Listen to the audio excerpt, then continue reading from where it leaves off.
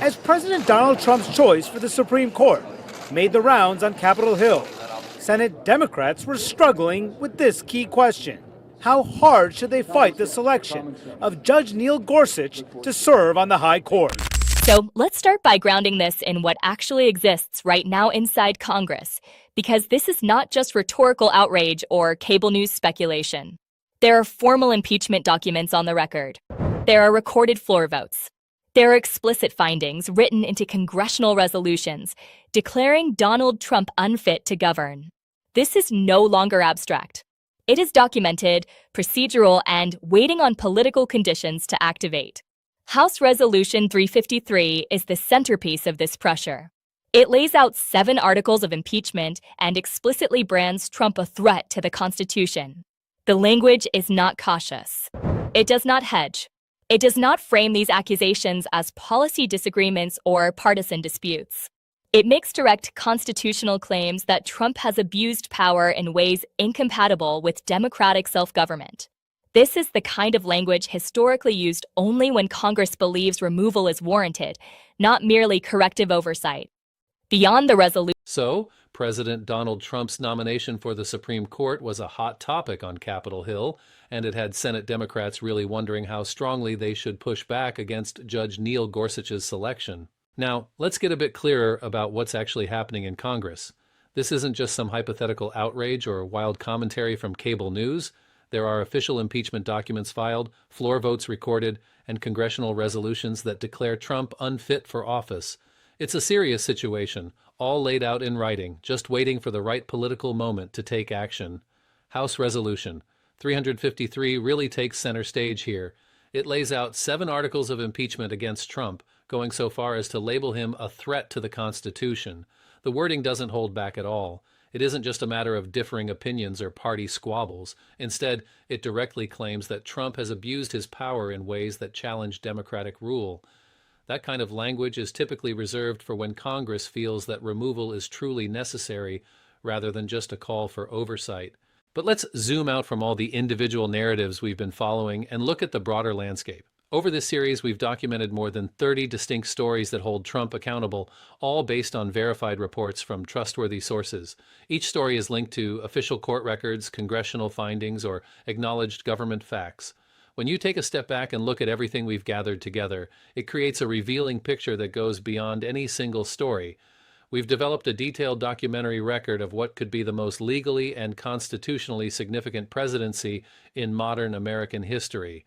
Today, I'm going to piece that record together to give a clear view of the situation, covering legal accountability, financial responsibility, military and foreign policy issues, institutional failures, and the overall political landscape. All of this combined shows us what the full picture looks like as we head into what might be the most important midterm elections of our lifetime. You see, when you take each of these individual stories in isolation, it's easy to brush them off as fake news or a witch hunt. Looking at everything that's come together, it's pretty striking to see how much has piled up. We've got a robust record made from court rulings, congressional findings, government admissions, credible journalism, and official judicial opinions that paint a pretty clear picture of this presidency. It's hard to ignore, and by November 2026, voters will have their say on it all. We really need to be straightforward about something before diving deeper. These days, headlines don't always tell the truth, which is why I'm excited to share what we've created with Pump Politics. We're all about bringing you genuine stories, proper context, and definitely no corporate spin. If you want to keep up with the real news, you can sign up for our free newsletter to get updates straight to your inbox every day. Just click the link in the description. And hey, if you believe in what we're doing and want to support us, come join our community that values the truth. Now back to what's important. A recorded vote in Congress already highlights the support for impeachment, even with Republican control in the mix. During my time as special counsel, we adhered to Justice Department policies, followed legal requirements, and made decisions based solely on facts and the law, without letting President Trump's political ties or his beliefs affect our actions, even as he aims for the 2024 election. In December 2025, Representative Al Green brought forward a resolution for impeachment, pushing for a floor vote. While Republicans managed to table it, effectively putting it to rest, 140 House members still voted against tabling, which is a significant number. That's over one-third of the House showing clear support for moving forward with impeachment, despite knowing it was likely to fail, a meaningful indication of sentiment. Let me share the most crucial perspective that ties together everything we've documented. There's a single thread that links each story we've covered. It's not about political bias or media hostility.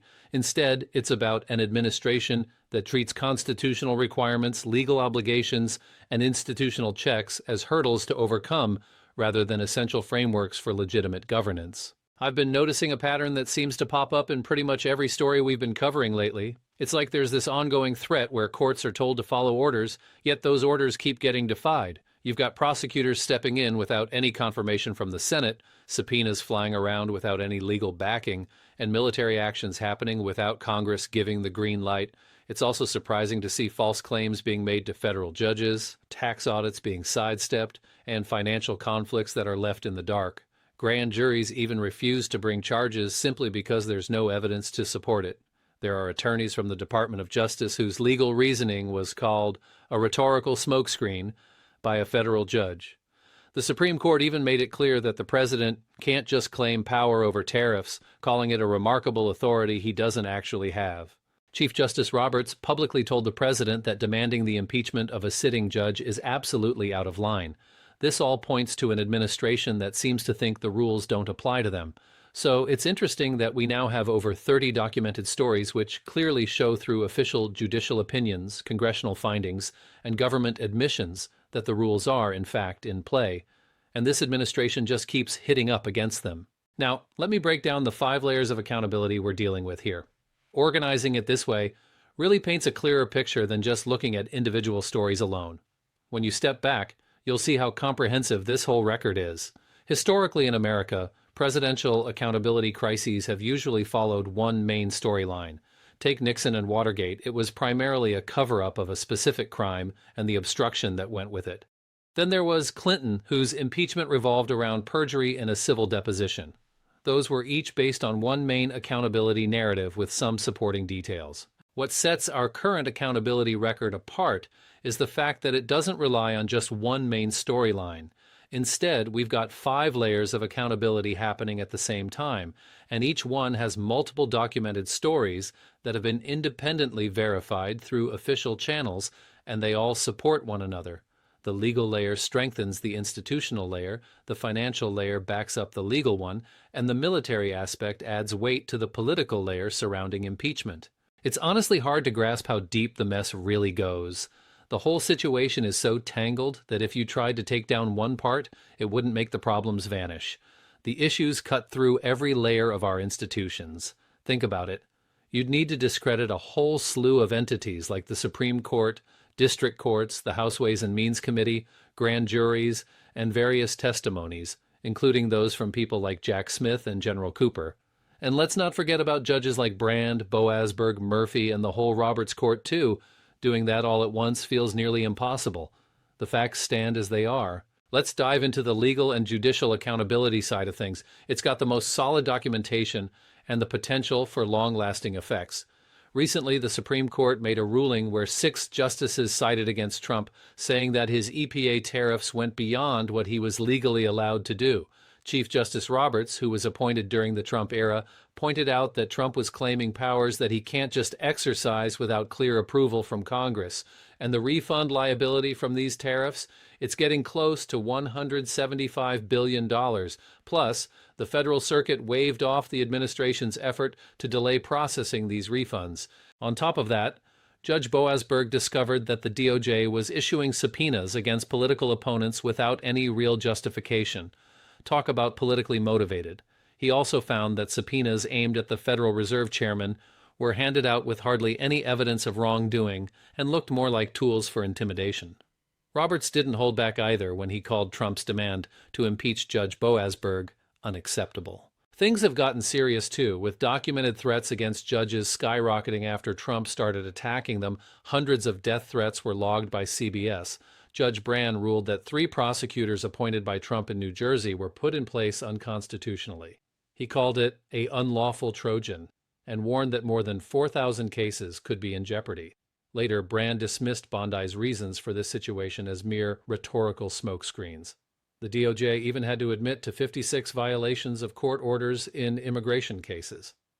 Judge Murphy pointed out that DOJ lawyers had made false claims to courts about deportations to dangerous countries. Elections were impacted too, with an executive order permanently blocked and a related immigration appeals regulation scrapped.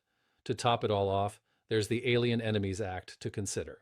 So, here's the scoop on the whole situation.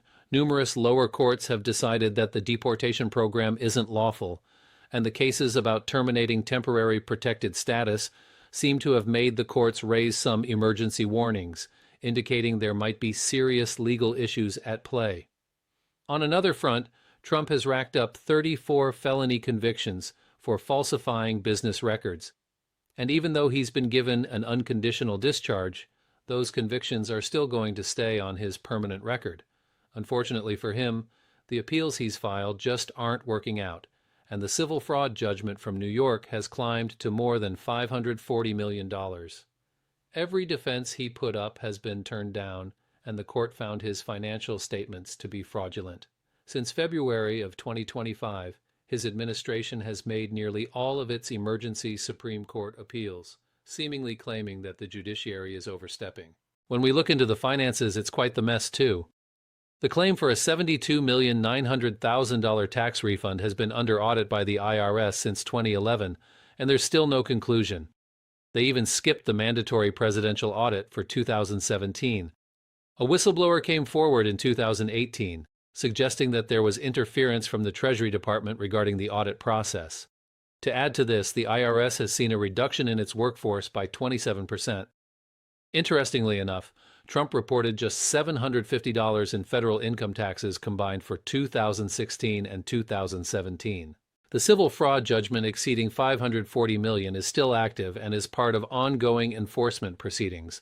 What's also worth noting is that Trump made over 170 investments, each valued at more than $20 million, in financial institutions he was simultaneously working to deregulate. He filed those late with the ethics authorities, by the way. Then there's the legal trouble with J.P. Morgan, which creates a tricky financial conflict among Trump, a big financial player, and the executive branch's regulatory stance. On top of all that, there's a lawsuit filed on March 5, 2026, which claims that both Trump and Bondi were showing favoritism when enforcing national security laws regarding TikTok. This financial scenario alone is unprecedented for a sitting president. Now, let's not forget the military and foreign policy issues. Trump authorized the war in Iran without getting congressional approval, which is a breach of the War Powers Resolution. 12 Americans have lost their lives and many more are injured. The Strait of Hormuz is disrupted, leading to higher oil prices. The Independent Institute even mentioned in a nonpartisan argument that this war could be grounds for impeachment. Meanwhile, General Dan Caney, the chair of the Joint Chiefs, privately cautioned Trump about the risks of a prolonged conflict, including more casualties, shortages of munitions, and potential regional chaos. So, let's dive into this situation. It's really fascinating how Kane seems to think the war is going to be a walk in the park, but that's not what senior Pentagon officials are saying. Axios and the Washington Post have got the scoop on that. In fact, analysts from the Council on Foreign Relations are noting that the military effort is starting to hit a wall with less and less return on investment. There's even a poll from CNN showing that around half of Americans feel like the actions against Iran might actually make things worse instead of better. It's curious that every single major ally approached for help with warships decided not to commit firmly. Now, flipping to the situation with Venezuela, it got slammed by 47 members of Congress who called it an unconstitutional military action lacking any oversight at all. This military aspect really highlights how unauthorized wars can connect with the human cost, bringing to light the need for accountability in such serious matters. Shifting gears a bit, the FBI director, Kash Patel, is in some trouble, facing warnings of criminal contempt from a federal judge over how he handled the Epstein file situation. Meanwhile, Pam Bondi's Department of Justice managed to release over 12,000 documents out of more than 2 million related to Epstein by the deadline of December 2025. On the political front, Republican Representative Nancy Mace is pushing hard with a subpoena for the Epstein files, while a whistleblower has shared some serious allegations about misconduct involving Bondi with House Judiciary Democrats. The DOJ isn't looking so hot either, as they lost 14% of their staff at the U.S. Attorney's Office, and it turns out several prosecutors were unconstitutionally placed in at least 5 jurisdictions. Interestingly, grand juries opted not to indict 6 Democrats in a sedition inquiry, while high-profile indictments from the DOJ have faced rejection from federal judges. In the mix, Jeanine Pirro has been chosen to lead the prosecution against political opponents, but that appointment is under review by an appeals court. Christine Owen finds herself in a tough spot, facing investigations for criminal contempt and possible perjury. Lindsey Graham's private sworn testimony went against the public defense he was offering Trump, while Jack Smith testified before Congress that Trump actually willfully broke the law. The case concerning classified documents also produced taped evidence of Trump acknowledging his possession of material he shouldn't have had. All these circumstances paint a picture where every major part of executive branch accountability has been compromised, turned into a political weapon, or simply messed up across the board.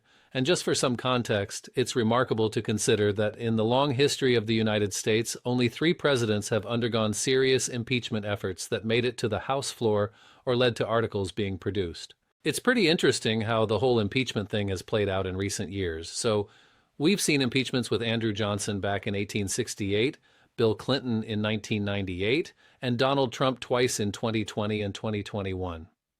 The thing is, none of those presidents ever came out and said they expected to be impeached, especially not before any formal moves were made against them. Even Richard Nixon, who had one of the toughest impeachment situations in American history, didn't predict his own fate before the Watergate scandal really took off. Now here's where it gets wild. In January 2026, Trump boldly claimed that if Republicans didn't win the midterms, he'd face impeachment, which is something we've never seen from a sitting president before.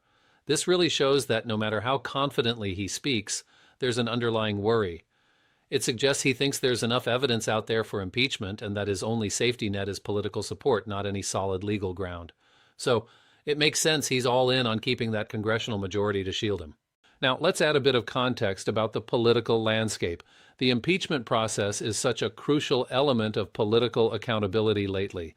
In April and May 2025, Representative Srithan Thanar introduced 7 extensive articles of impeachment. These covered serious issues like obstruction, abuse of power, overspending, misuse of trade power, especially after the Supreme Court backed that up, First Amendment violations, and even created illegal offices, again validated by court rulings. Not to mention bribery, corruption, and all sorts of overreach by the administration. Representative Al Green was also right in there, filing his 5th impeachment resolution against Trump in December 2025. There were even new calls from a senator for fresh impeachment articles that tied into the Greenland situation and the Iran war. The Supreme Court's ruling on tariffs kind of backed up the impeachment case regarding trade abuses. Same with other rulings supporting claims of unlawful offices and obstruction. Every new step in the accountability realm just adds weight to those earlier articles of impeachment. So by January 2026, with Trump's prediction, the odds of impeachment on Polymarket were pointing to 14% and climbing. You have 18 Republican members of Congress who were already distancing themselves from Trump's decisions on the Iran war. Senators in tight races were quietly stepping back, and Republican donors were reassessing their stances. It's a pretty dynamic situation.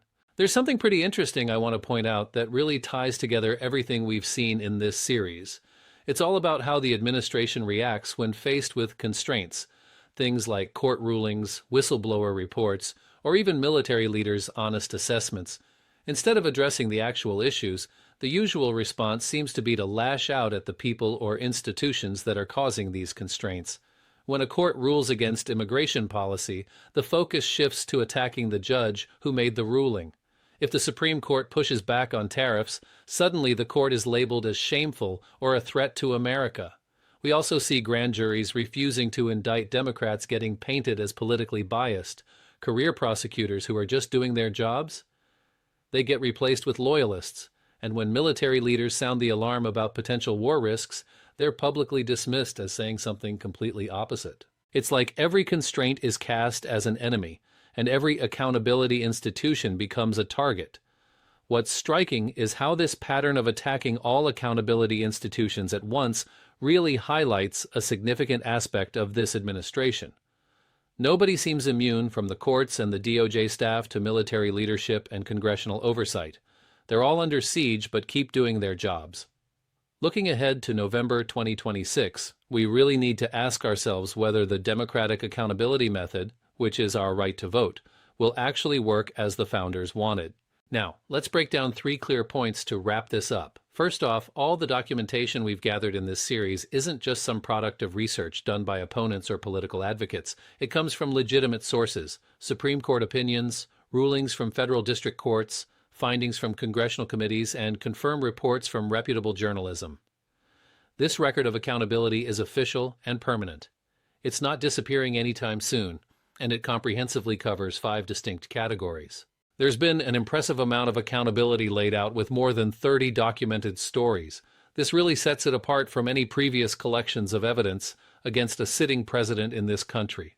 Courts have put a spotlight on the constitutional violations, ethics filings have unveiled financial conflicts, and congressional findings have shone a light on tax accountability failures. Then there's the military overreach, which has been condemned formally by Congress. We even have judicial opinions calling out government lawyers as liars and misleading representatives in federal courts. All of this is right there in the permanent record. Now, here's where it gets interesting. There's this political shield that's been protecting the administration from facing the consequences of all this documented information, but it's not going to last forever. This protection hinges on having Republican majorities in Congress and the ongoing financial support from Republican donors who keep the political machinery running. It also relies on GOP members thinking that sticking by Trump is good for their re-election chances. But guess what? All of those factors are starting to feel the squeeze from the accountability evidence we've gathered. Take the 18 members of Congress who broke ranks over the Iran war. That shows loyalty in Congress isn't as ironclad as it once seemed. The shift in donor support indicates that financial backing isn't guaranteed, and we're seeing Senate Republicans from competitive states creating some distance, clearly rethinking their electoral strategies. This political protection is beginning to weaken. Looking ahead to November 26, we'll see if this erosion of support has been significant enough to alter the balance of power. And here's an intriguing point. Trump made a prediction in January 2026 about facing impeachment if Republicans didn't fare well in the midterms. He's not saying that because he thinks he's in the clear. He knows exactly what's in the record.